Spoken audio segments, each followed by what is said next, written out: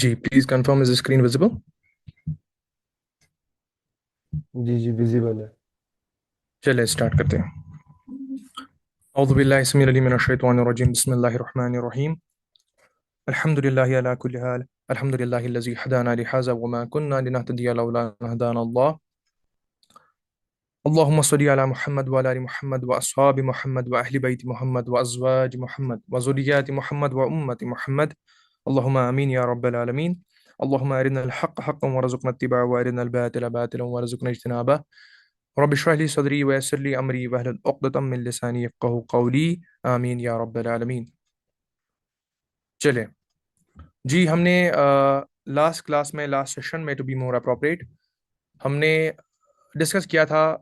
تھوڑا بہت انٹروڈکشن ہم دے رہے تھے بنی اسرائیل کے بارے میں. اس میں سے ہم نے مکمل کیا کہ بنی اسرائیل کی حیثیت کیا ہے, اللہ تعالیٰ ان سے کیسے مخاطب ہوتے ہیں. میں نے آپ کو کل بھی بتایا, لاسٹ سیشن میں بھی بتایا کیسے اللہ تعالیٰ بنی اسرائیل کو چنتے ہیں.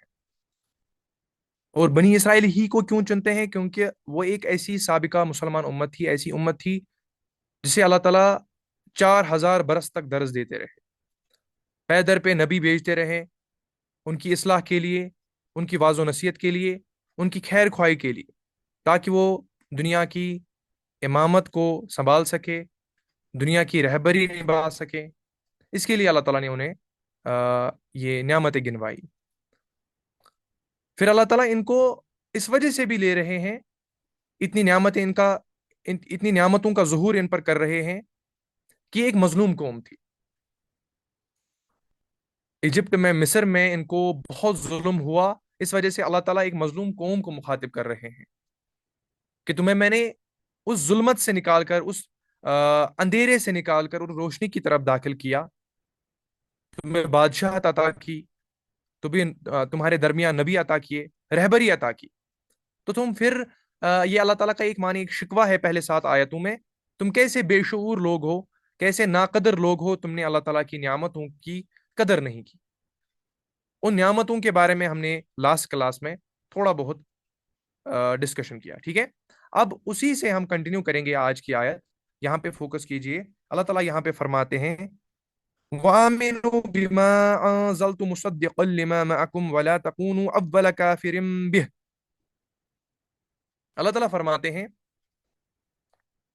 اور میں نے جو کتاب بھیجی ہے, یہ بالکل یہ ڈسکشن کنٹینیو ہو رہا ہے, اسی وجہ سے لفظ آیا واو سے سٹارٹ ہوتا ہے. واو یعنی لفظ, یہ جو ڈسکشن ہے یہ کنٹینیو ہو رہا ہے.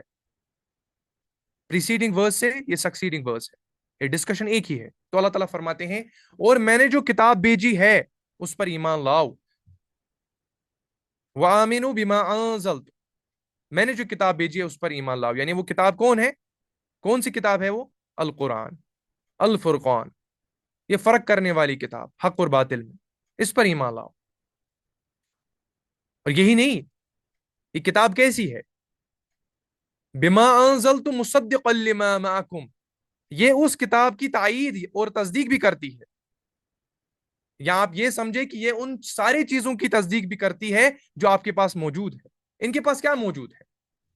یہ کتاب کس چیز کی تصدیق کرتی ہے؟ اور کیا چیز ہے بنی اسرائیل کے پاس جنہیں اللہ تعالیٰ ریمائنڈ کرانا چاہتے ہیں اس کتاب کے ذریعے؟ اللہ تعالیٰ فرماتے ہیں ان سے کہ آپ کے پاس جو موجود ہے اس چیز کی تصدیق کرتی ہے یہ کتاب. یہ کتاب اللہ اسی چیز کی تصدیق کرتی ہے. ان کے پاس کیا تھا جو ہر ایک انسان میں ہوتا ہے, ایک فطرت کا تقاضا, ایک مورل انٹیوشن ہوتا ہے ہر ایک انسان کے اندر جو اسے فرق کرتا ہے. ہمارا ضمیر خود ہمیں گواہی دیتا ہے ہم کہاں پہ صحیح ہے کہاں پہ غلط ہے. تو اللہ تعالیٰ اس چیز کے بارے میں یاد دہانی کرا رہے ہیں. اپنی عقل کا استعمال کرو, غور و فکر کرو, تدبر کرو. آپ دیکھتے نہیں یہ نبی عربی صلی اللہ علیہ وسلم, ان کا کردار کیسا ہے, ان کے ماننے والوں کا کردار کیسا ہے, یہ تو پہلے محسوس کرو. ایک ذی شعور عقل بھی سمجھ سکتی ہے کہ ایک انسان جو ایمان پہ پورا اترتا ہے اس کا کیریکٹر کیسا ہوتا ہے, اس کا وزڈم کیسا ہوتا ہے, وہ معاشرے میں کیسا رہتا ہے. دونوں ایگزامپلز موجود ہیں, ابو جہل کو بھی لے لو, ابو بکر کو بھی لے لو. عقل نہیں رکھتے, شعور سے کام نہیں لیتے, فطرت تمہیں نہیں ابھارتی. تمہارے سامنے دونوں پرسنالٹیز ہے,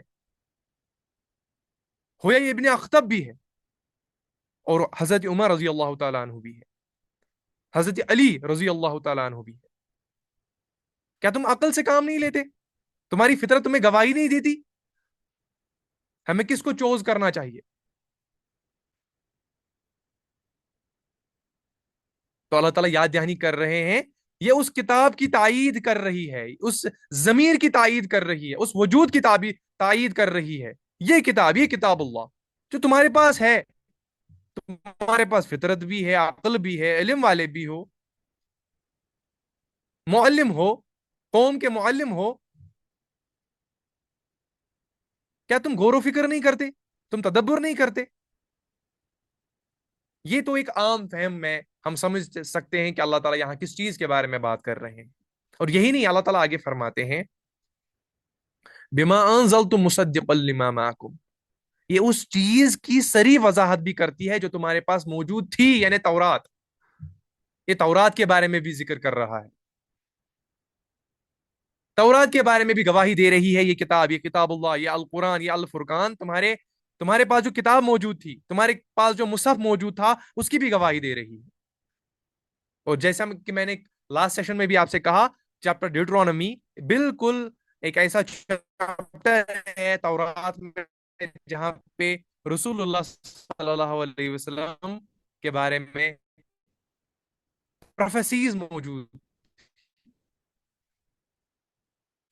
اور کیسے، دیکھیں آپ حضرت موسیٰ علیہ الصلوۃ والسلام کو جب آپ دیکھتے ہیں تو آپ آ، اگر ذہن سے محسوس کریں حضرت موسیٰ علیہ الصلوۃ والسلام کی پرسنالٹی کو لے کر، تو اللہ تعالیٰ سب سے زیادہ جب رسول اللہ صلی اللہ علیہ وسلم پروفٹ کو سامنے رکھتے ہیں کمپیریزن، ایسا کیونکہ موسیٰ علیہ الصلوۃ والسلام ہی ایسے پیغمبر ہے جن کو شریعت عطا کی گئی تھی، جن کی قوم مظلوم تھی، قریش بھی مظلوم تھے،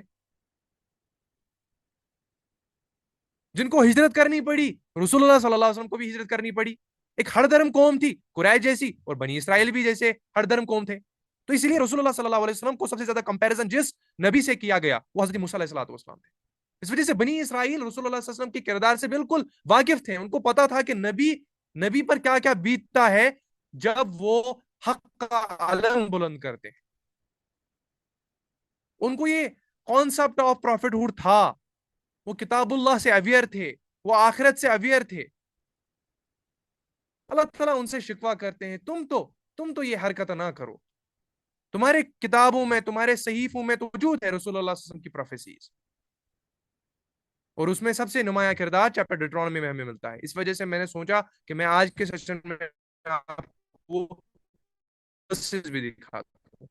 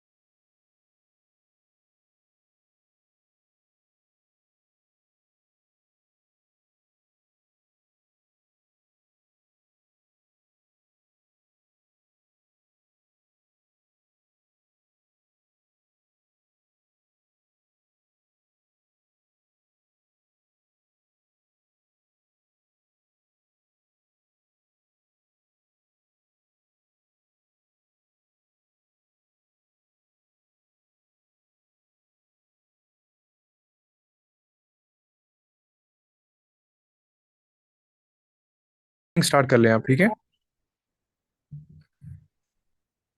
जी, चलें, थोड़ा सा रिपीट करता हूं मैं। Please mute your self.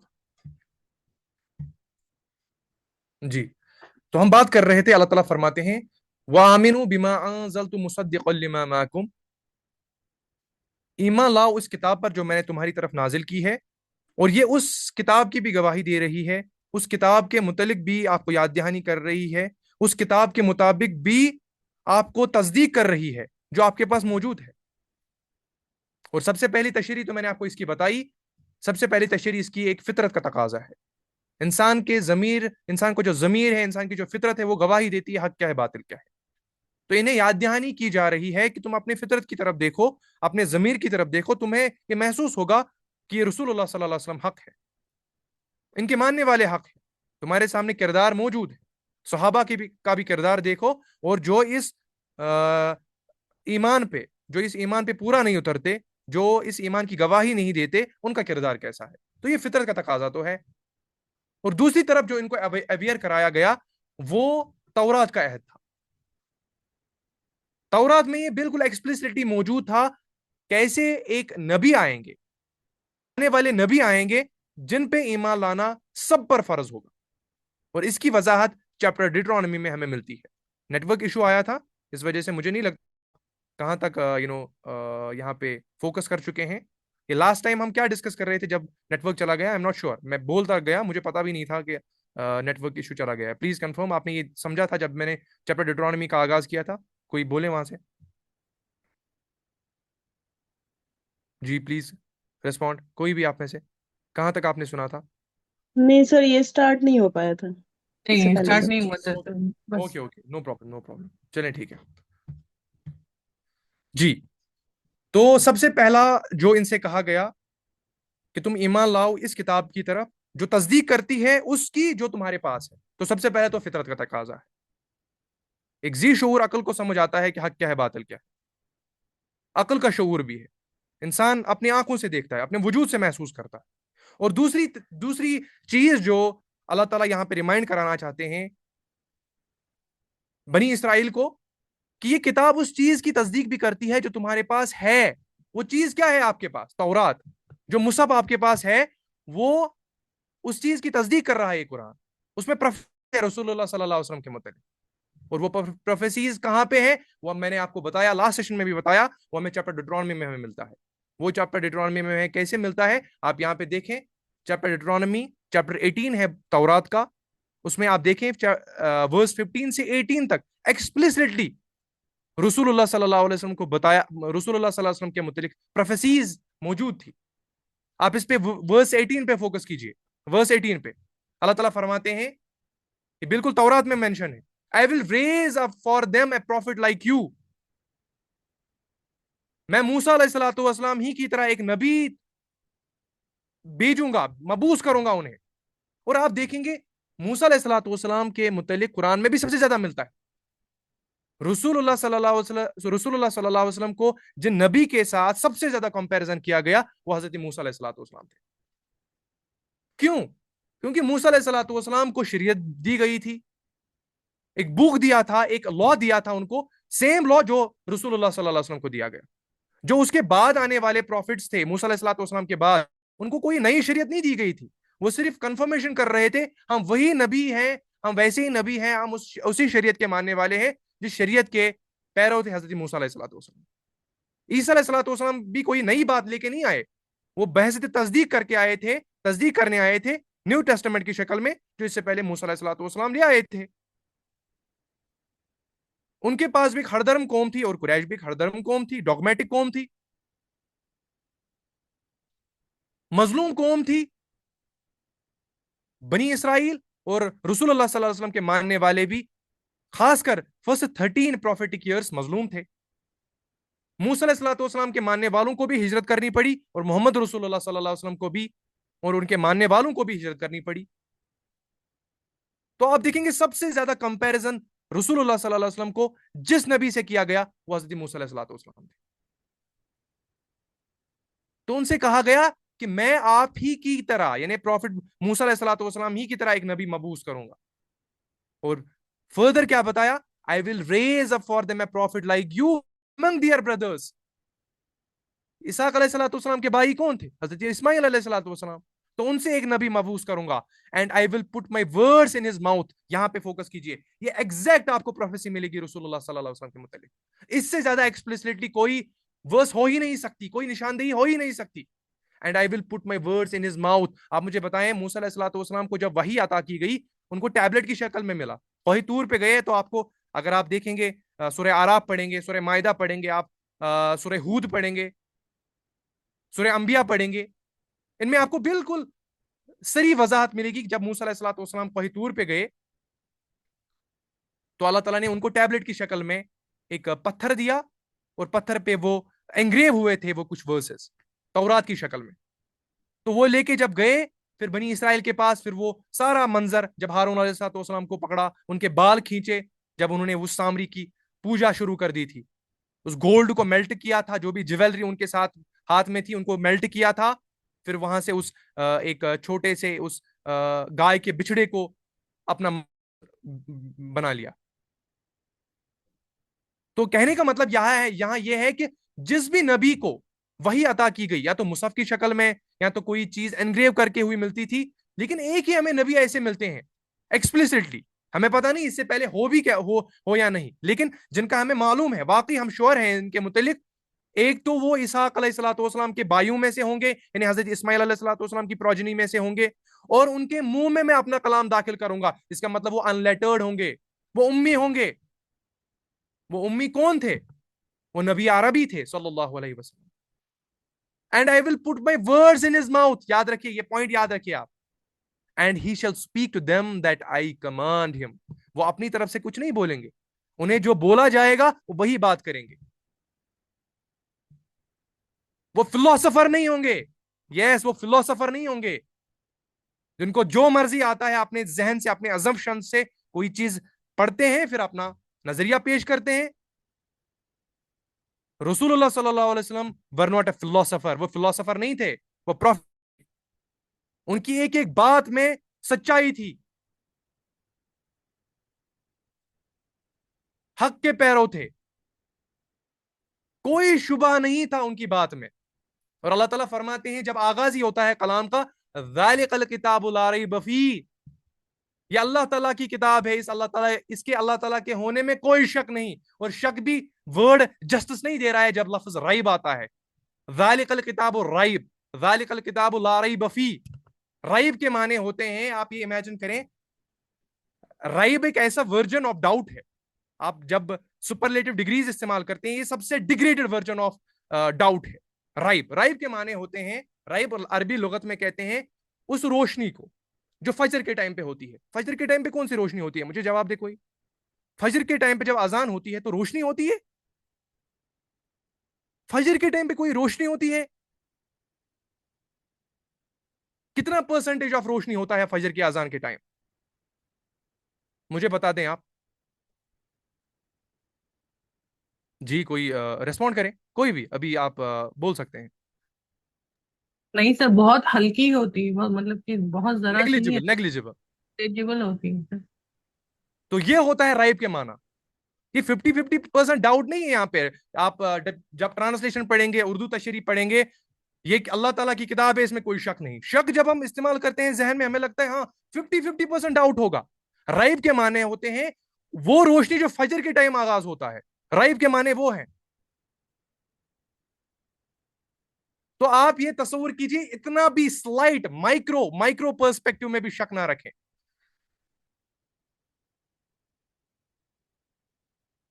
یہ اللہ تعالیٰ کی وہ کتاب ہے جس کے ریب ہونے میں بھی کوئی تصور نہ کریں آپ.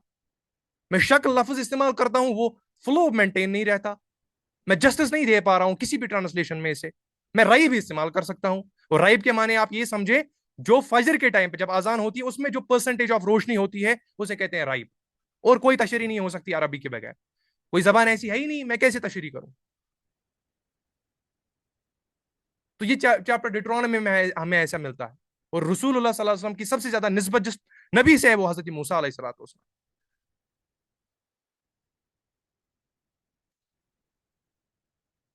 تو یہ ان کو بتایا گیا کہ یہ اس چیز کی، اس کتاب کی تصدیق کر رہی ہے جو تمہارے پاس موجود ہے، تورات کی شکل میں، چیپٹر ڈیٹرونومی کی شکل میں. یہ آج ایسے اس فارم میں بھی اویلیبل ہے. اللہ تعالیٰ نے ان کو دیکھیں، جب اللہ تعالیٰ فرماتے ہیں نا میں اپنے کلام کی حفاظت خود کروں گا، تو اس میں یہ بھی دیکھیں آپ، کچھ چیزیں ہیں جو یہ اتنی تحریف، اتنی انہوں نے اپنی کتابوں میں فیبریکیشنز کر لی، انٹرپولیشنز کر لی، کنکوکشنز ڈیولپ کیے، پھر بھی اس چیز کو پہچان نہیں پائے ہم کہاں سے رسول اللہ صلی اللہ علیہ وسلم کی پروفیسی کو مٹا سکیں. یہ اللہ تعالیٰ کا معجزہ ہے. اب یہ آج کر بھی نہیں چاہیں گے، چاہ کے بھی نہیں کر پائیں گے، کیونکہ پبلش ہو گئے ہیں.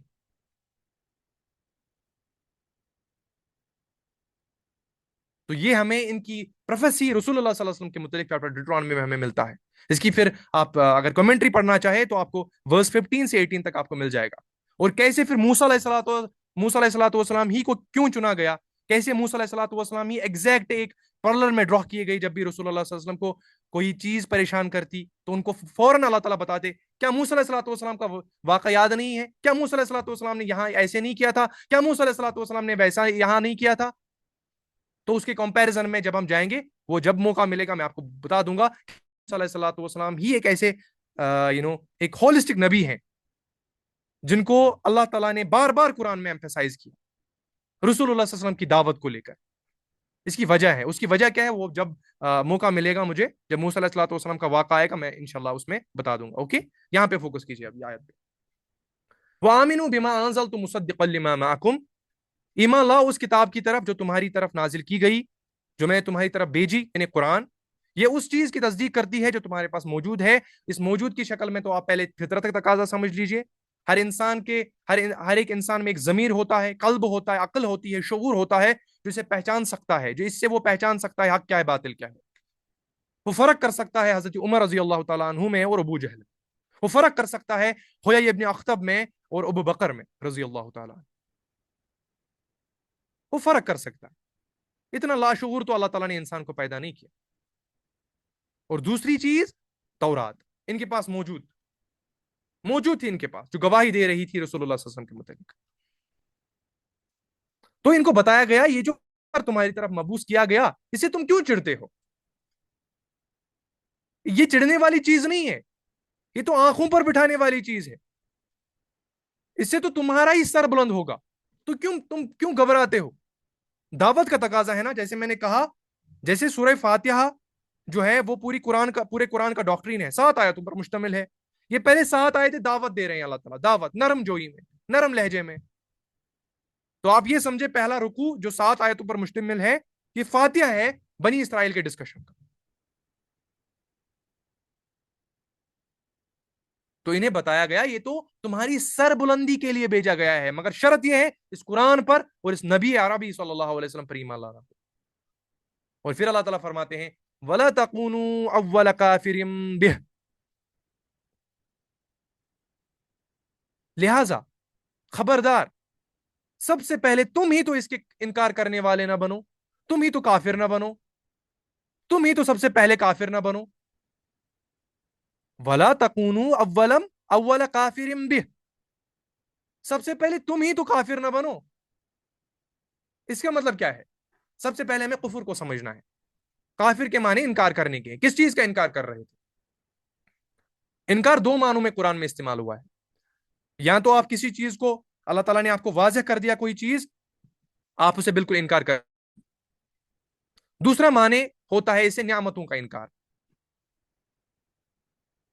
اللہ تعالیٰ نے تمہیں کوئی نعمت عطا کی ہے، تم اس کی قدر نہیں کر، تو وہ بھی کفر ہی ہے. قرآن کی اصطلاح میں، قرآن کی ڈکشنری میں وہ کفر ہی ہے. تمہیں اللہ تعالیٰ نے کوئی نعمت بخشی ہے، تم اس سے روگردانی کرتے ہو، تم اس کی ناقدری کرتے ہو. تمہاری آنکھوں کی شکل میں، تمہارے وجود کی شکل میں، تمہارے ہاتھوں کی شکل میں، تمہاری قوتوں کی شکل میں، تم قوتیں کہیں اور جگہ صرف کرتے ہو.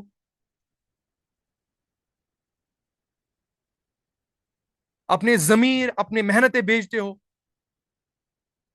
اللہ تعالیٰ نے تمہارے لیے قوتیں، یہ وجود جو تمہارے حوالے کر دیے، اس وجہ سے نہیں کیا تم اسے دوسروں کے ہاتھوں بیچ لے آؤ. ایک مقصد کے تحت تمہیں بھیجا گیا. تو قرآن سے انکار گویا کفر ہے. یہ جب قرآن سے انکار کر رہے تھے گویا کفر کر رہے تھے. قرآن سے انکار گویا کفر ہے. تو اللہ تعالیٰ فرماتے ہیں تم ہی تو سب سے پہلے کافر نہ بنو. اس قرآن کے منکر جو بن رہے ہو تم ہی تو اس کی کافر نہ بنو. تو گویا قرآن سے انکار گویا کفر ہے. اور دوسری چیز یہ کس نعمت کا انکار کر رہے تھے؟ قرآن کی نعمت کا. بالکل. میں اگر کوئی میٹافر استعمال کر سکتا ہوں قرآن کے لیے تو پوری کائنات. لیکن اللہ کی قسم میں آپ سے کہہ رہا ہوں یہ کائنات جو میں میٹافر استعمال کر رہا ہوں یہ دور دور تک بھی اگر آپ پرسنٹیج میں نکالے 0.1% بھی جسٹس نہیں دے رہا ہے اللہ تعالیٰ کے کلام. کیونکہ یہ کائنات مخلوق ہے اور قرآن وہ صفت ہے اللہ تعالیٰ کا, وہ مخلوق نہیں ہے. یہ پوری کائنات فنائٹ ہے. پوری کائنات اللہ تعالیٰ کے سامنے فنائٹ ہے کیونکہ مخلوق ہے, کیونکہ کریشن ہے. اور اللہ تعالیٰ کا کلام, یہ کلام اللہ, یہ قرآن, یہ فرقان, یہ فنائٹ نہیں ہے. تو فنائٹ کو انفنائٹ سے کمپیریزن کرنا یہ کسی بھی صورت میں نہیں بنتا. تو گویا جو نعمت جیسا قرآن جیسی نعمت سے انکار کرے اس کا حشر کیا ہونے والا ہے. یہ شہادت گہے الفت میں قدم رکھنا ہے. لوگ آسان سمجھتے ہیں مسلمان ہونا. تو قرآن سے انکار گویا کفر, اور قرآن جیسی نعمت سے انکار یہ دوسرا کفر. ایک عام کفر تو چلتا ہے, کفر تو کفر ہے, لیکن ایک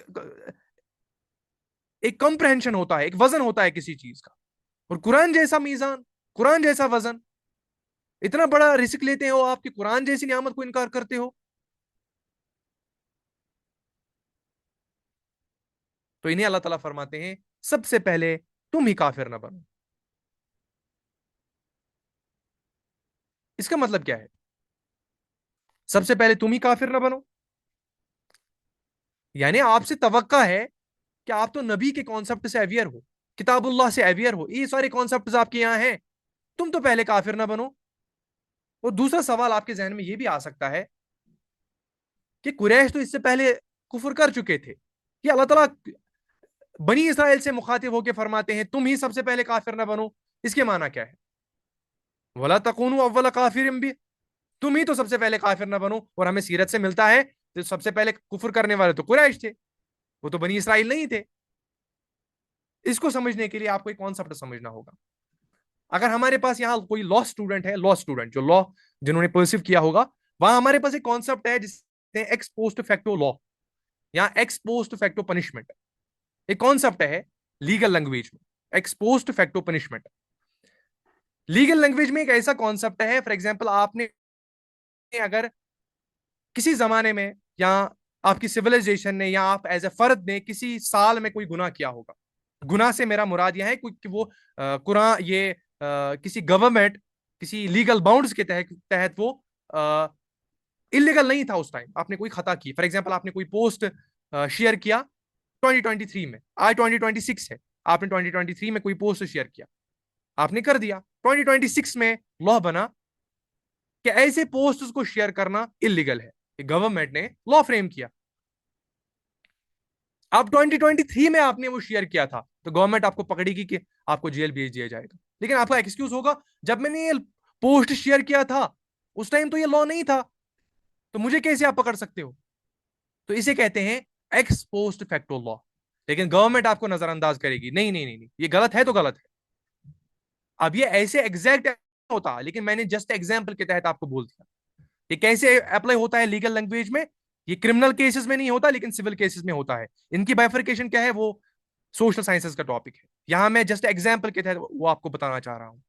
ایکس پوسٹ فیکٹو لا کا مطلب ہے کہ کوئی خطا آپ نے آج کی ہو لیکن اس کی سزا پہلے نہیں تھی, اب وہ بن گئی. اس کا مطلب ہے کہ آپ نے اگر اس سے 10 سال پہلے وہ خطا کی تھی, آپ کو آج پکڑا جیل میں بھیج دیا جائے گا, آپ کی پنشمنٹ آج ہوگی. ہو سکتا ہے آپ نے 10-20 سال پہلے وہ کیا ہو.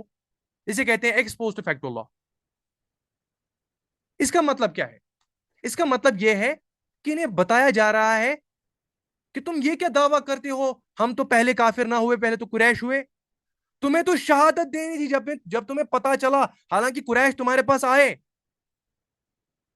کہ یہ آپ تو نبی کے بارے میں بات کر رہے تھے کہ کوئی نبی آنے والے ہیں, تو آپ یہی سے کیوں نہیں گئے؟ آپ گونگے شیطان کیوں بنے؟ دعوت کا انتظار کیا مدینہ میں؟ اب یہی سے یہ وہ نبی عربی ہے صلی اللہ علیہ وسلم، تو خاموش رہنا یہ سب سے بڑا جرم ہے.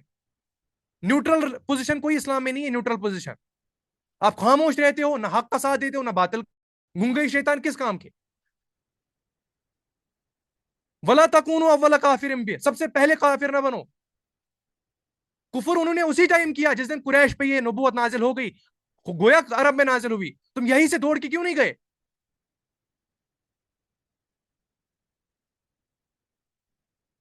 تم نے شہادت کیوں نہیں دی؟ تمہیں تو بھیجا گیا تھا اسی کے لیے. اللہ تعالیٰ جسٹس کو پہلا پیڈسٹل بنا رہے ہیں. قریش اور یہود برابر نہیں ہے، بالکل برابر نہیں ہے. ایک ایسی امت جس کو 4000 سال سے واز پڑھا جا رہا ہے، ایک ایسی امت جو بالکل نہیں ہے، وہ برابر کیسے ہوتے ہیں؟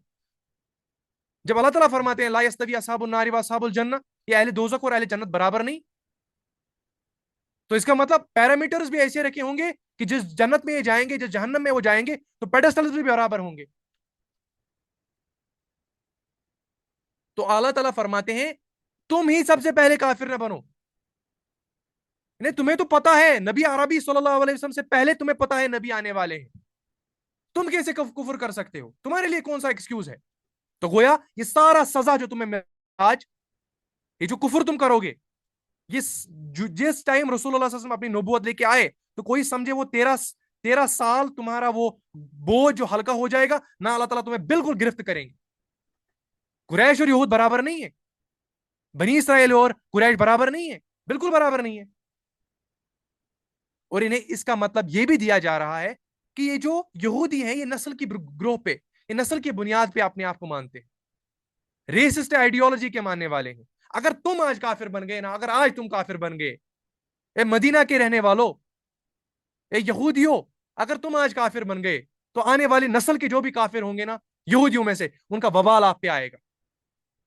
یہ آج جو بھی کرپشن ہو رہا ہے یہودیوں کے ذریعے، میں یہودی ایز اے ٹرم خالص نہیں استعمال کر رہا ہوں، لیکن جو ایز اے کفر استعمال کر رہے ہیں وہ کافر تو ہوئے نا، اللہ تعالیٰ سے روگردانی تو کی نا. ان کا وبال ان کافروں پہ آئے گا، ان یہودی کافروں پہ جو مدینہ میں رہنے والے تھے.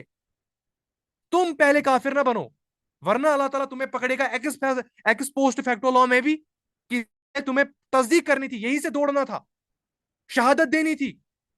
تمہارا جھگڑا کسی سے ہوتا تھا، تم تو کہتے تھے رکو میں تمہیں سبق سکھاؤں گا جب ہمارے نبی آئیں گے. بچے کو یہ تک پتا تھا، قریش بھی جانتے تھے. تم کیسے روگردانی کر سکتے ہو؟ اور آنے والے میں جو بھی آپ کی پروجنی میں سے آئیں گے ان کا وبال بھی اپنے سر نہ لو، کم سے کم ان کی بھی اصلاح کر لو. خود ایمان لے آؤ تاکہ آپ کی نسل میں پاک بچے پیدا ہوں. پاک سے مراد میرا یعنی ایمان کے تقاضے پہ پورا اترنے والے. اسلام میں پیورٹی کا جو کانسیپٹ ہے وہ صرف تقوی کی بنیاد پر ہے. تو تم پہلے کافر نہ بنو. آپ سے توقع ہے کہ آپ لبیک کرو، سب سے پہلے لپٹکو اس دعوت پہ. تم پہلے کافر بن رہے ہو. اور آگے اللہ تعالیٰ فرماتے ہیں وَلَا تَشْتَرُوا بِآيَاتِي ثَمَنًا قَلِيلًا، اور میری آیت کو حقیر قیمت پر نہ بیچو. اللہ اکبر، اللہ اکبر. وَلَا تَشْتَرُوا بِآيَاتِي ثَمَنًا قَلِيلًا، میری آیات کو، میری نشانیوں کو، اس کلام اللہ کو حقیر قیمت پر نہ بیچو. بیچنے سے کیا مراد ہے؟ سب سے پہلا سوال تو میں یہ کروں گا آپ سے. اللہ تعالیٰ فرماتے ہیں میری آیاتوں کو حقیر قیمت پر نہ بیچو، تو اس کا مطلب کیا ہے؟ اگر اچھا دام مل جائے تو بیچ ڈالو، یہ اس کا مطلب ہے. سمجھیں آپ؟ اللہ تعالیٰ فرماتے ہیں میری آیتوں کو حقیر قیمت پر نہ بیچو، اس کا مطلب اگر اچھا دام مل جائے تو بیچ ڈالو. نہ، اس کا یہ مطلب نہیں. اور دوسرا، اس کا جواب میں دوں گا ابھی، بس آپ کا ذہن کھولنے کے لیے میں نے آپ کے سامنے یہ سوال کر دیا. دوسرا آپ کے ذہن میں یہ بھی آ سکتا ہے کیا اس سے مراد یہ ہے کہ جو کوئی قرآن پڑھانے والے ہوں، یہاں پہ کوئی قرآن پڑھاتے ہیں یا مدرسہ میں جو ٹیچرز ہیں ان کی سیلری لینا بھی حرام ہے، وہ سیلری نہیں لے سکتے؟ لیکن یہ بھی مطلب نہیں ہے اس چیز کا، کیونکہ رسول اللہ صلی اللہ علیہ وسلم کی سیرت میں ہمیں ملتا ہے مصعب ابن عمیر رضی اللہ تعالیٰ عنہ، ان کو رسول اللہ صلی اللہ علیہ وسلم سیلری کی بنیاد پہ مدینہ میں ایز اے ٹیچر رکھا تھا. تو یہاں پہ یہ کانسیپٹ ہی نیگیٹ ہوتا ہے. رسول اللہ صلی اللہ علیہ وسلم نے جب مصعب ابن عمیر کو بھیجا تھا مدینہ میں قرآن سمجھانے کے لیے مدینہ کے لوگوں کو, تو سیلری کی بنیاد پر رکھا تھا, سیلری دیتے تھے رسول اللہ صلی اللہ علیہ وسلم ان کو. تو اس کا مطلب یہ نہیں ہے کہ کوئی انسٹیٹیوشن آپ سے قرآن کے بدلے اگر کوئی معاوضہ لے رہا ہے, یہاں وہ مطلب نہیں, بالکل مطلب نہیں. تو اس کے مطلب کیا ہوں گے؟ اس کے مطلب یہ ہوں گے کہ اللہ تعالیٰ کا جو حق ہے, جو پرپز ہے, جو جسٹس ہے ان آیتوں کا, جو معیار ہے, جس لیول پہ ان کو بات کرنی تھی, جس پیڈسٹل پہ اس قرآن کا حق ہے, وہ حق ادائیگی نہیں ہو رہی ہے. یعنی آپ قرآن کو بدل دیتے ہو لوگوں کا مزاج دیکھ کر. کسی سٹیج پہ آپ کو لگا نہیں یہاں تو یہ ان کے مزاج کے خلاف ہوگا, کسی بینک مینیجر پہ کے پاس گئے, بینک کی مجلس ہے, تو وہاں سود کا تذکرہ نہیں کریں گے. کیوں نہیں کریں گے؟ کیونکہ اس کو بری لگے گی بات. رسول اللہ صلی اللہ علیہ وسلم کی حدیث ہے, رسول اللہ صلی اللہ علیہ وسلم کی حدیث ہے, اپنے مومن بھائی کی مدد کرو, گویا وہ تم ہو کہ ظالم. صحابہ پوچھے اے اللہ کے نبی صلی اللہ علیہ وسلم, یہ تو سمجھ آیا کہ جو مظلوم ہے, جو ظالم ہے, اسے کیسے مدد کرے؟ تو رسول اللہ صلی اللہ علیہ وسلم نے فرمایا تم اس سے ظلم سے روکو تاکہ وہ جہنم کی آگ سے بچ جائے. یہ اس کی مدد ہوئی. نہیں, جو مومن ہے, جس نے کلمہ پڑھا ہے, اس کو جہنم کی آگ سے تو بچاؤ. وہ ظالم ہے, اس کی مدد کرو ظلم سے روکنے میں. یہ اس کی مدد ہے, کیونکہ اس کی تم آخرت بنا رہے ہو. ہماری مسجدوں میں بھی کیلنڈرز ہوتے ہیں, بالکل بالکل, جو ہمارے پاس بینک انسٹیٹیوشنز ہیں, حالانکہ اسلامک بینکنگ نہیں ہے ان کی, وہ کیلنڈرز ہمارے مسجدوں میں ہوتے ہیں. گویا قرآن یعنی مسجدوں میں سے ایڈورٹائز ہوتے ہیں ان بینکس کی, حقیر قیمت پر بیچتے ہیں. مردوں کی مجلسوں میں حجاب کا تذکرہ کرتے ہیں. کون سا حجاب؟ یعنی ظاہری حجاب, ورنہ حجاب کے ایک وسیع معنی ہے. مردوں کی مجلسیں ہوتی ہیں اور حجاب کا تذکرہ چھیڑ دیتے ہیں. وہاں پہ تو معاشرتی بولو, معاشرہ بولو, یہ مرد کا جو ڈومین ہے. ہاں, جب عورت کی بات آئے وہاں حجاب کا بھی تذکرہ چھیڑو. حالانکہ مرد کا بھی حجاب ہے, لیکن جو ظاہری حجاب, جو کلچرل حجاب ہم ہیں, اس کے بارے میں بات کر رہا ہوں میں. مردوں کی مجلسوں میں جہاں پہ جو کانٹیکسٹ ججتا ہی نہیں ہے, جس ٹائم جو چیز ججتی ہے وہ بولتی ہی نہیں ہے, یہ ظلم ہوا, یہ اللہ تعالیٰ کی آیتوں کو بیچ ڈالنا ہوا. وہاں سے نماز کا ٹائم ہو رہا ہے, یہاں میں فضائل حدیث سنا رہا ہوں. نماز قضا ہو رہی ہے, میں فضائل حدیث سنا رہا ہوں. سوسائٹی کی اتنی ساری پرابلم ہے, میں تسبیح کے بارے میں بات کر رہا ہوں, ورنہ تسبیح معاشرت میں بھی ہے, لیکن کون سی تسبیح؟ جو زبان سے ادا ہوتی ہے. تو جہاں پہ جس چیز کا حق ہے وہ میں ادا نہیں کر رہا ہوں, حالانکہ قرآن ہی بتا رہا ہوں. ظاہری لگے گا ہمیں قرآن ہی بتا رہا ہوں, لیکن اس کا حق ادا نہیں کر رہا ہوں. وَلَا تَشْتَرُوا بِآيَاتِي ثَمَنًا قَلِيلًا, میری آیاتوں کو حقیر قیمت پر بیچتے ہو. جو لوگوں کا مزاج دیکھ کر واز پڑے, یہ ہوا اللہ تعالیٰ کی آیتوں کو حقیر قیمت پر بیچنا. اور حقیر قیمت سے مراد کیا ہے یہاں؟ خوف. یہ لوگوں کا خوف, انفیریورٹی کمپلیکس ہے. وہ کیا سوچیں گے؟ کوئی پریسٹیجیس پوزیشن میں ہے, کوئی سے آ کے جا کے ملتا ہے, کسی کا پولیٹیکل آنر اتنا زیادہ ہے, سو کالڈ پولیٹیکل آنر, اس کے سامنے بات کرنے سے ڈرتے ہیں, حق نہیں بولتے. آپ امیجن کریں, آپ فرائیڈے سرمنز میں بھی جائیں, کچھ مخصوص آیتیں ہیں جو ہمارے میں سارے نہیں بولوں گا, لیکن اکثر دیکھیں گے آپ, کچھ مخصوص آیتیں ہیں جو پڑھتے ہیں ہر دفعہ, ہر جمعہ میں یہی پڑھتے ہیں.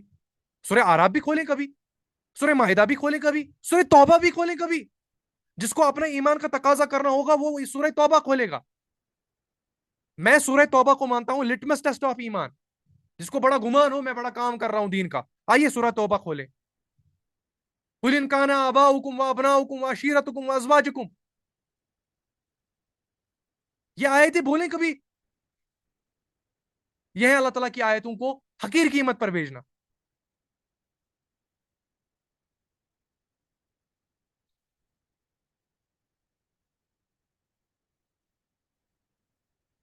تو گویا یہ ساری چیزیں، خوف، کسی کی محبت، کسی سے ڈرنا، اپنے قرآن کے موضوع کو بدل ڈالنا کسی کے ڈر سے، کسی کی محبت سے، کسی کے مزاج کے خلط ملط ہونے سے، تو یہ اللہ تعالیٰ کے کلام کو حقیر معاوضے کے تحت بیچنے کے معنی ہے. وَلَا تَشْتَرُوا بِآيَاتِي ثَمَنًا قَلِيلًا. تو میں نے آپ سے سوال پوچھا تھا کہ اگر اچھا دام ہے تو بیچ ڈالنا، لیکن آپ یہ امیجن کریں، لفظ آیا ہے ثمنا قلیلا، ولا تشتروا بآیاتی ثمنا قلیلا.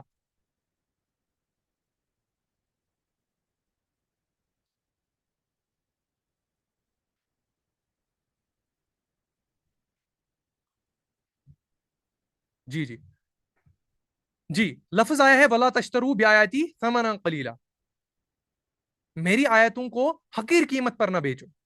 تو میں نے آپ سے سوال پوچھا تھا کہ اگر اچھا دام مل جائے تو بیچ ڈالو، تو یہ مطلب ہے اس چیز کا. لیکن ہمیں اس میں لنگوسٹیکل میجرمنٹ کو سمجھنا بہت ضروری ہے. لفظ آیا ہے ثمنا قلیلا،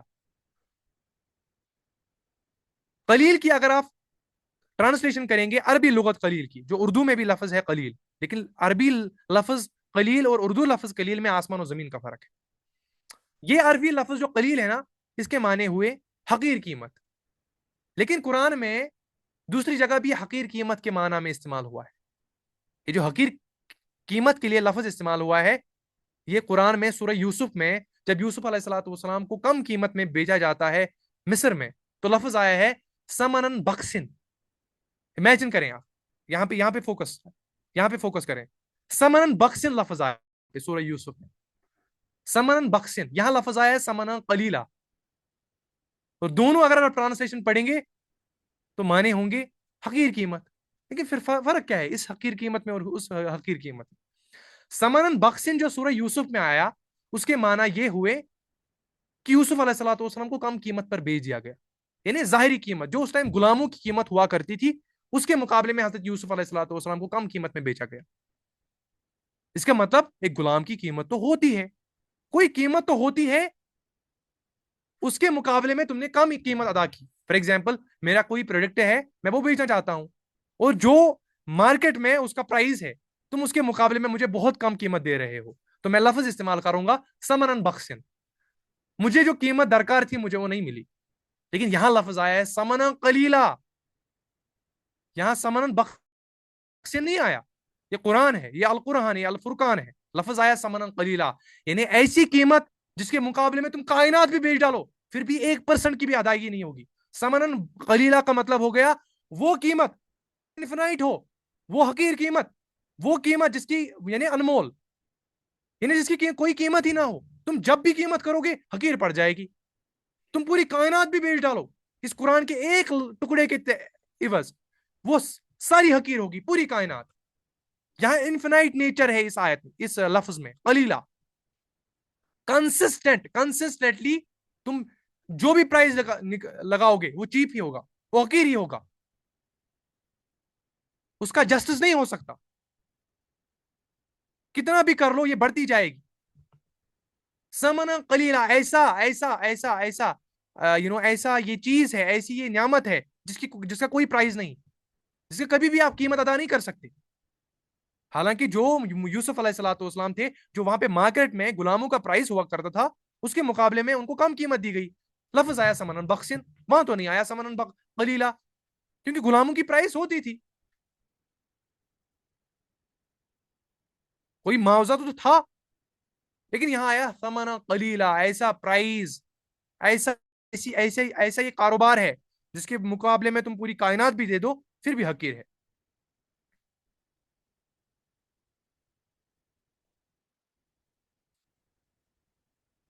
امیجن کریں آپ. اسی لیے لفظ یہاں پہ آیا ثمنا قلیلا.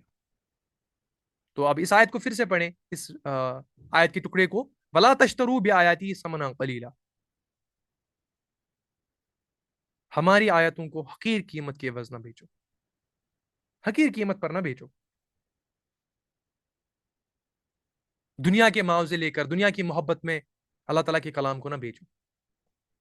اب دیکھیں یہاں پہ ایک نصیحت بھی ہمیں لینی ہے. قرآن میں میجورٹی آف دا پورشن نصیحت ہی کے لیے ہے. نصیحت یہ ہے کہ ایسا کب ہوتا ہے کہ جب یہ جن سے مخاطب ہے اللہ تعالیٰ یہ ربائز تھے, ربائز سے مخاطب ہے اللہ تعالیٰ یہاں پہ, جو ریلیجس لیڈرز تھے جبز کے, بنی اسرائیل کے جو ریلیجس لیڈرز تھے, ان سے اللہ تعالیٰ مخاطب ہیں کہ آپ تو تورات سے واقف ہو, آپ تو علم کے ماننے والے ہو, آپ تو جانتے ہو حق کیا ہے باطل کیا ہے, تم عوام کے سامنے اس کلام کو حقیر قیمت پر نہ بیچو دنیا کی محبت میں. اور یہاں پہ ہمیں نصیحت یہ ہے کہ عموماً آپ دیکھیں گے جو بھی لوگ ہوں گے جنہیں کوئی بھی فائنینشیل اسسٹنس دین کے بنیاد پہ نہیں ملتا, وہی حق بات کہتے ہیں. یہ بالکل فیکٹ ہے, آپ امیجن کریں, آپ اسے ایکسپیرینس بھی کیا ہوگا آپ نے. جن کا معیار, جن کی آمدنی, جن کا انکم دین کے بنیاد سے جڑا نہیں ہوگا, عموماً یہی پایا گیا ہے کہ وہی حق بات کرتے ہیں. یہ ایک پیٹرن ہے. اس لیے امام احمد حنبل رحمہ اللہ فرماتے ہیں, وہ اپنے فتاوی میں لکھتے ہیں کہ میں فقیہ اس بندے کو مانتا ہی نہیں ہوں جس کا فتویٰ اور جو وہ فتویٰ دے رہا ہوگا وہ اسی باڈی سے وہ سیلری بھی لے رہا ہوگا. ان کے سامنے وہ فقیہ ہے ہی نہیں, یعنی مفتی نہیں بن سکتا.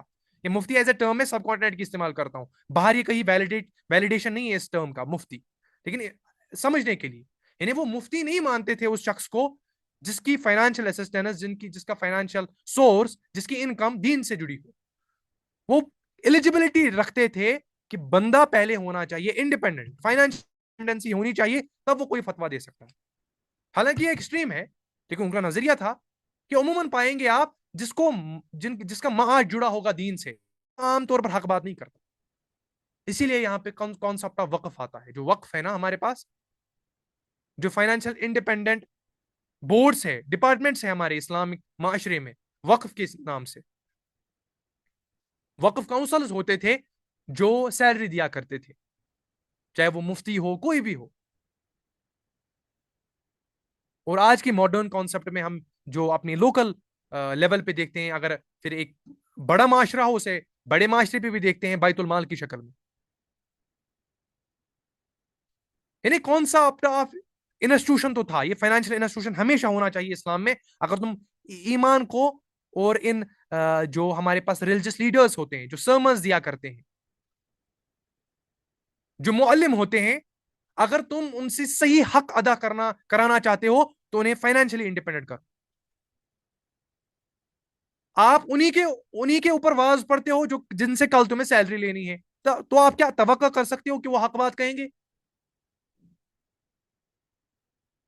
کبھی نہیں کر سکتے. ہاں, exceptions can't be overruled. میں ہر ایک بندے کی بات نہیں کر رہا, بٹ میجورٹی آف پیٹرن تو یہی ہے. دیکھیں, سب سے اسلام نے لیگل باؤنڈز رکھا ہے, لیگل باؤنڈز. ہم واضح و نصیحت کے ذمہ دار نہیں ہے. وما علینا الا البلاغ, اے محمد صلی اللہ علیہ وسلم آپ کا کام ہے نصیحت کرنا, مانے کوئی یا نہ مانے نہیں, ہم ماننا ہی ہے, ہمیں منوانا ہی ہے. قرآن اتنا حقیر ہے؟ نہیں, نماز پڑھ ہی لو, نماز پڑھو, یہ تمہارا فرض ہے بس. قرآن کوئی حقیر چیز نہیں ہے. تم بھکاریوں کی طرح اسے پھیلاتے ہو. تو بھکاری کب بنتا ہے انسان؟ جب اس کو معاشرتی دباؤ ہوتا ہے. ہاں, تمہیں ایمپیتھی ڈیولپ کرنی ہے اپنے اندر. تم ہر ایک انسان کو سیم پیڈسٹل پہ واز نہیں پڑھ سکتے, ایمپیتھی الگ چیز ہے. لیکن تم اتنا حقیر ہو کہ قرآن کو بتا رہے ہو, اللہ تعالیٰ کا حق بتا رہے ہو. آپ اللہ تعالیٰ کا تعارف کسی معلم, کسی خطیب, کسی واعظ کے ذریعے بھی کرنا, اور پھر قرآن کے ذریعے بھی کرنا, اللہ تعالیٰ کا جلال دیکھنا. جو اللہ تعالیٰ خود کہتا ہے وَإِيَّايَ فَاتَّقُونَ, آگے ہی ورس ہے وَإِيَّايَ فَاتَّقُونَ, مجھے سے بچو, وَإِيَّايَ فَارْهَبُونَ, مجھے سے ڈرو. اس کا ڈر کا تعارف ہم نے ختم کر دیا, کیونکہ لیگل باؤنڈز ہمیشہ ڈر کی بنیاد پر ہوگا. تم ٹیکس نہیں دے سکتے محبت کی بنیاد پر. بھائی تمہارے فائنینشیل نیڈز ہے, تمہارا لگژریس لائف سٹائل ہے, تمہارا نفس ہے, کمپٹیٹیو ورلڈ ہے, تم کیسے ٹیکس دو گے, تم کیسے زکات دو گے اگر اللہ تعالیٰ کا ڈر نہیں ہوگا؟ سب سے پہلے اللہ تعالیٰ کا خوف ہے لیگل باؤنڈز میں, معاشرتی لیول پہ, انفرادی لیول پہ بات نہیں کر رہا ہوں میں, سوسائٹی لیول پہ. ڈر کی بنیاد پر ہی آپ ٹیکس دیتے ہو. اگر گورنمنٹ کل کہے گی, امیجن کریں آپ, گورنمنٹ نے کل اعلان کر دیا جو ہمارے پاس پیٹریٹس اور نیشنلزم کے ماننے والے ہیں صرف وہی ٹیکس دیں گے, کیونکہ ہم سمجھتے ہیں جو ہم سے محبت کرتے ہیں وہی صرف ٹیکس دینے کے حقدار ہیں. ہمیں نہیں چاہیے ان کا مال جو ہماری کنٹری سے محبت نہیں کرتے. آپ ریشو دیکھنا کل دوسرے فائنینشیل بجٹ میں دیکھنا آپ کی کتنے سارے لوگ ٹیکس دیں گے. 2% بھی ٹیکس نہیں دیں گے. ہاں دوسری بار آپ یہ اناؤنس کر دو کہ ہم آپ کے سارے پوسٹ پون کر دیں گے, ہالٹ لگا دیں گے, ان پہ کوئی سروسز نہیں آئے گی گورنمنٹ کی طرف سے. 100%, 99.99 سارے ٹیکس دیں گے صبح. فیصلہ آپ کے سامنے ہے. اور دنیا لیگل باؤنڈ سے چلتی ہے, واض و نصیحت سے نہیں چلتا. ہر دفعہ ابو جہل کو بھی, ابو جہل جیسا کس کو واز پڑا تھا پوری کائنات میں؟ رسول اللہ صلی اللہ علیہ وسلم جیسا کردار سامنے, اتنی بہترین نصیحت. جو ابو جہل جیسے کریکٹر ہوں گے وہ نہیں ماننے والے, جو عبداللہ بن ابی جیسے لوگ ہوں گے وہ نہیں ماننے والے, جو حجاج ابن یوسف جیسے لوگ ہوں گے وہ نہیں ماننے والے.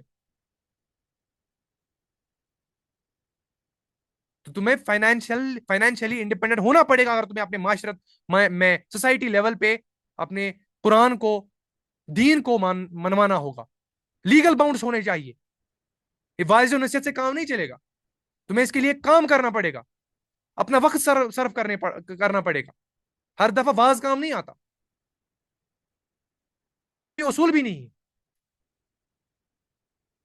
ورنہ ہر کوئی معلم آئے گا, ہر کوئی واز خان آئے گا, ہر کوئی وہ دین کا وہ جو معیار سیٹ کرتے ہیں سوسائٹی میں وہ آئے گا اور آپ کو ایکسپلائٹ کرتا جائے گا.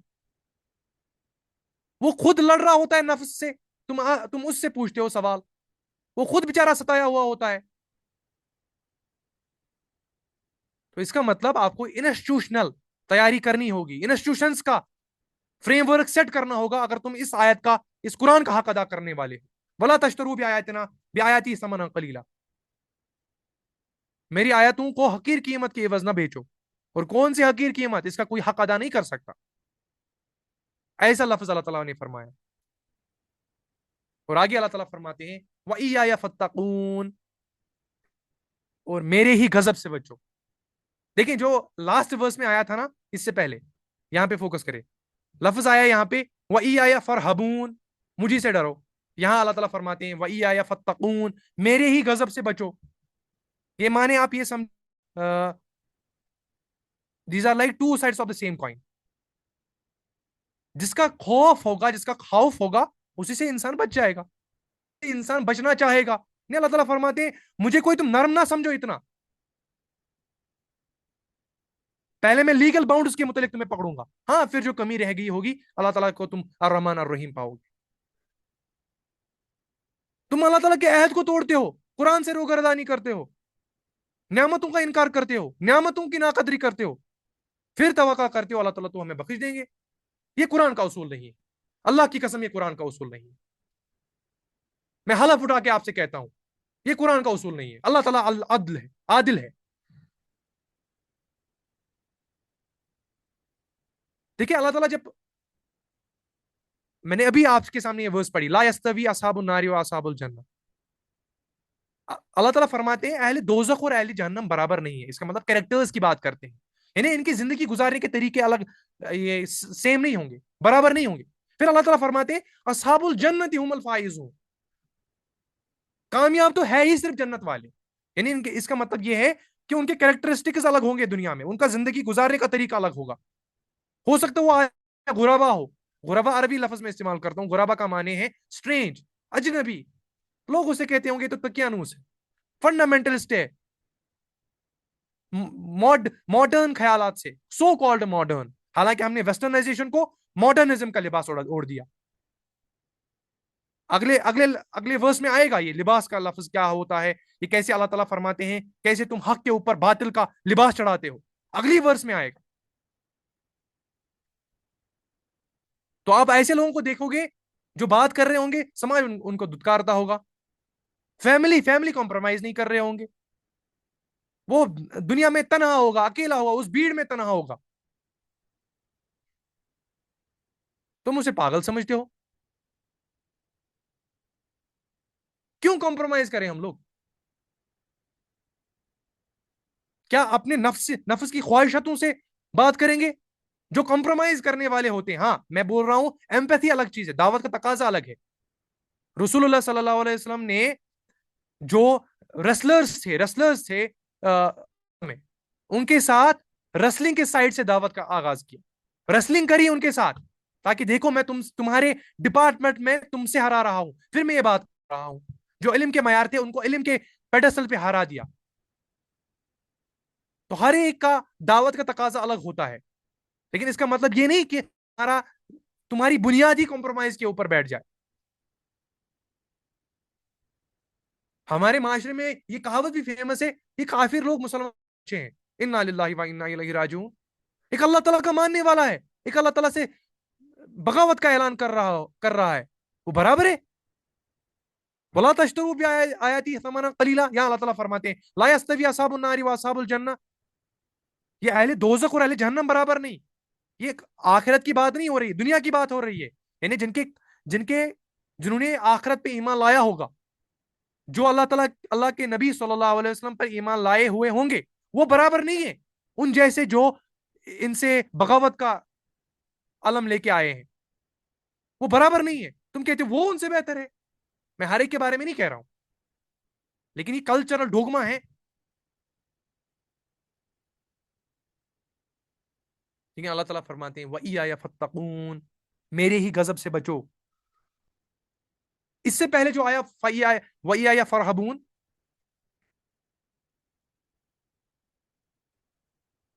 مجھے سے ڈرو، اس کا مطلب ان کے دل میں خوف تھا، ان کے دل میں خوف تھا کہ اگر ہم حق بات کہیں۔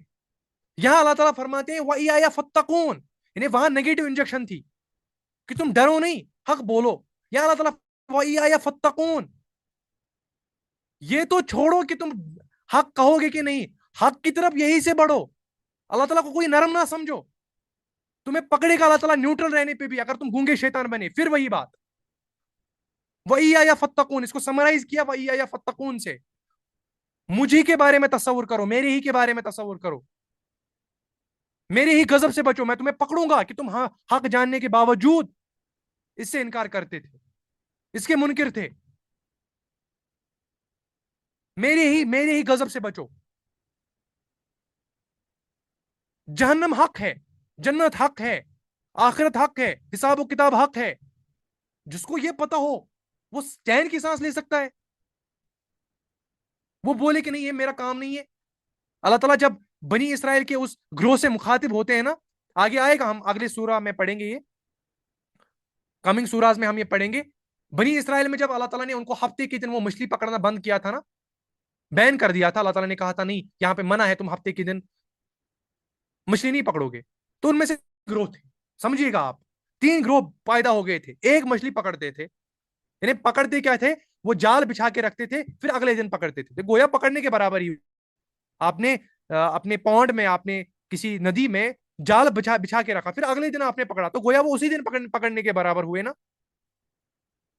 ایک تو مچھلی پکڑتا تھا، دوسرے ایسے گروہ تھے بنی اسرائیل میں سے جو نہیں پکڑتا تھا، جو کہتا تھا یہ تو غلط ہے، میں نہیں پکڑوں گا، اللہ تعالیٰ نے منع کیا ہے، پروہیبیشنز میں ہے، ڈونٹس میں سے ہے، میں نہیں پکڑوں گا۔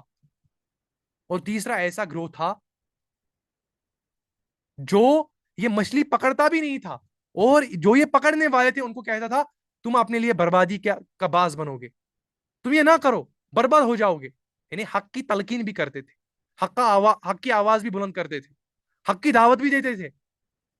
تو اللہ تعالیٰ آگے فرماتے ہیں میں نے ان سب کو ہلاک کر دیا سوائے ان گروہ کے جو حق کی دعوت دیا کرتے تھے۔ یعنی اللہ تعالیٰ نے کوئی طرح نہیں چھوڑا جو نیوٹرل سائڈ اختیار کیا۔ اللہ تعالیٰ نے کہا وہ سب ظالم تھے، لفظ آیا ظالم، وہ سب ظالم تھے، ان کا کام تھا کہ حق کو بلند کرتے، وہ سپیکٹیٹرز بنے، اور ہم سارے آئے سپیکٹیٹرز، تو گویا ظالم ہے۔ وَإِيَّايَ فَاتَّقُونَ، یہاں اللہ تعالیٰ پازیٹیو انجیکشن کے بارے میں بتا رہے ہیں، وہاں نیگیٹو انجیکشن تھی پچھلے آیت، تم حق تو بولو، تمہارے پاس کوئی آئے تو حق تو بولو۔ وَإِيَّايَ فَاتَّقُونَ، تم حق کو یہی سے کیوں نہیں لے آتے؟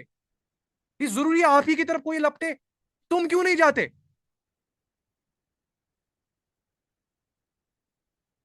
وہاں نیگیٹو انجیکشن تھی، تمہارے پاس کوئی آئے تو تم حق کیوں نہیں بولتے؟ یہاں اللہ تعالیٰ فرماتے ہیں تم حق یہی سے حق کی شہادت یہی سے کیوں نہیں دیتے؟ تو اس ایگزامپل کو یاد رکھیے. بنی اسرائیل کے 3 گروہ، ایک مچھلی پکڑتا تھا، ایک سپیکٹیٹر تھا، ایک دعوت بھی دیتا تھا. اللہ تعالیٰ نے دونوں کو ہلاک کر دیا سوائے اس گروہ کو چھوڑا جو سپیکٹیٹر نہیں تھا، جو حق بھی، جو خود بھی بچتا تھا وہ دوسروں کو بچنے کی تلقین بھی کرتا تھا، واعظ و نصیحت بھی کرتا تھا.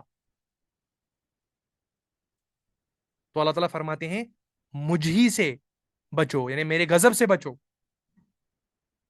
کوئی نیوٹرل سائڈ اختیار مت کرو. یہ کلیئر ہو گیا؟ میں نے آج پلان میں رکھا تھا کہ میں اگلی ورس بھی آج کنکلوڈ کروں، لیکن مجھے لگتا ہے کہ سیشن پھر لمبا کھینچ جائے گا. ٹھیک ہے، وہ کافی لمبی ورس ہے، کافی ٹائم لگے گا اس میں. تو آئی تھنک آج کے لیے اتنا کافی ہے. ٹھیک ہے، تو اس آیا کو ہم نے الحمدللہ اس کی تفسیر اور اس جو بھی تھوڑا بہت حق تھا، تھوڑا بہت محدود حق، وہ ہم نے ادا کر دیا. تو اگر آپ کے سوال ہیں تو please feel free to ask. وما علینا الا البلاغ. جی